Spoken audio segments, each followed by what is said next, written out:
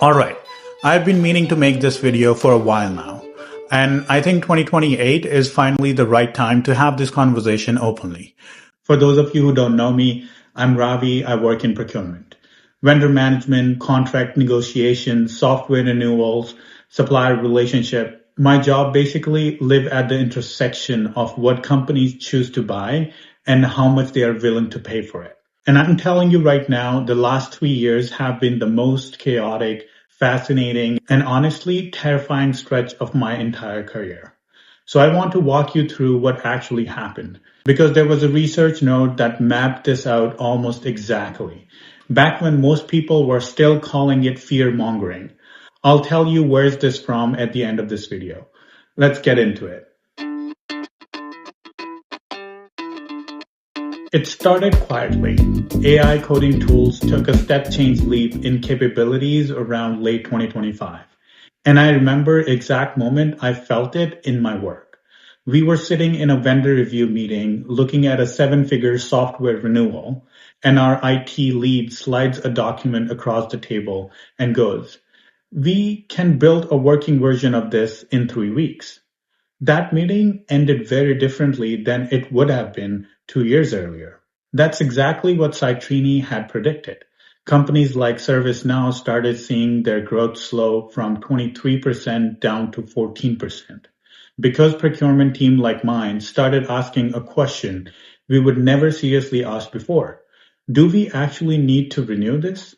Now, I'll be fair, the switching cost argument held up in a lot of cases. I have watched companies want to leave Salesforce for years and just not do it because the organizational music memory is too deep. In procurement, we call it incumbent advantage, and it saved a lot of software vendors from a worse fate. But the one who couldn't point to anything beyond the code itself, they felt it badly.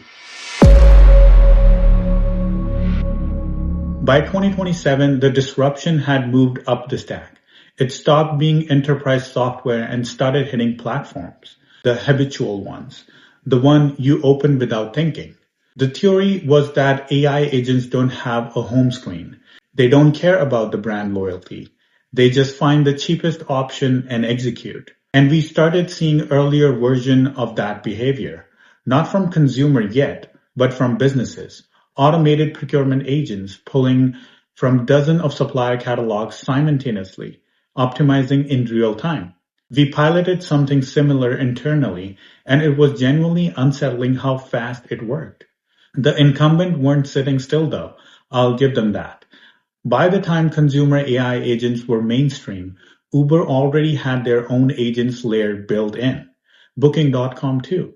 They basically observed the threat by becoming the agents themselves. Smart move. A lot of companies didn't react fast enough though. And you can see that where their stock price are sitting right now. This is the part that I watched happen in real time, and it was uncomfortable.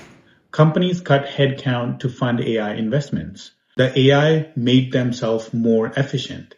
The efficiency justified cutting more headcounts and repeat. I was asked in formal budget meetings to build business case that model FTE reductions as a return on investment for software purchases. That was new. That was a shift in how procurement was being used, not just to save money on contract, but to help justify reducing the human behind the work. The payment infrastructure piece got interesting too. We started seeing serious internal conversation about stablecoin-based settlement for B2B transactions, specifically to avoid interchange fees. It hasn't fully replaced traditional rails, but the presence on Visa and MasterCard is real and ongoing. The consumer reward argument kept the retail side sticky, but the B2B side is genuinely in flux right now. And here we are.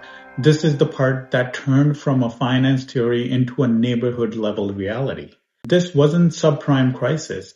That's the thing people keep getting wrong when they compare it to 2008. The people defaulting right now had 780 credit score 18 months ago.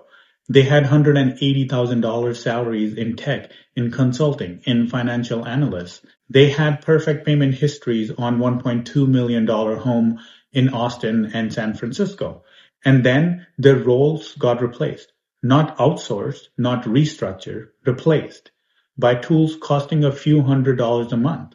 In my own field, the mid-level analyst pipeline is basically gone. The roles that used to be how you learn procurement, the junior position, the run this RFP and see what happens jobs, those have compressed dramatically. We are producing fewer experienced practitioners, and nobody is really talking about what that means 5 years from now. The optimist will tell you this is just another transition. The elevator operator found a new job. Okay, maybe. But the speed of this one is different, and the geographic concentration of it all hitting the same high-cost housing market at once. That's what made it a crisis instead of just a correction. I'm not a financial advisor. I'm a procurement officer who's been living inside the disruption professionally for the last 3 years. But the question I keep coming back to for vendors, for employers, for my own portfolio is this. Is this company protected by code, or is it protected by human behavior? Switching costs, habits, relationship, trust built over years. In procurement, we quantify the total cost of switching all the time. And the companies that have survived this period are almost always the one where the number is brutally high.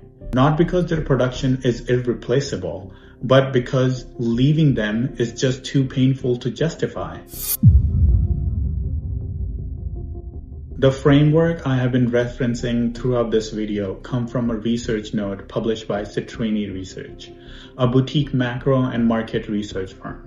They put out what they call a postmortem from the future, mapping out this exact sequence of events under the title 2028 Intelligent Crisis.